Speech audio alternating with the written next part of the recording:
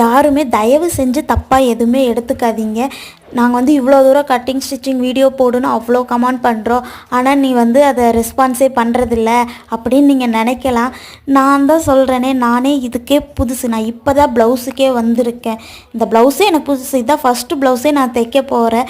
அப்படி இருக்கும்போது நானே அதில் வந்து அரைகுறை தான். அந்த அரைகுறையை நான் என்னென்னு வீடியோ எடுத்து போடுறதுன்னு எனக்கு தெரியல.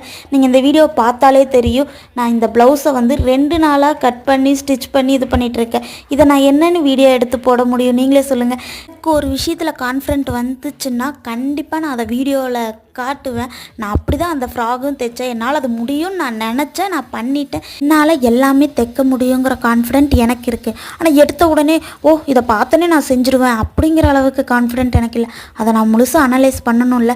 பண்ணதுக்கப்புறம் கண்டிப்பாக எனக்கு கான்ஃபிடென்ட் வந்துடும். அப்போ நான் கண்டிப்பாக வீடியோ எடுத்து போடுறேன். அது வரைக்கும் இந்த மாதிரி நான் வீடியோ போடுறேன். ப்ளீஸ் சப்போர்ட் பண்ணுங்கள். தேங்க்யூ.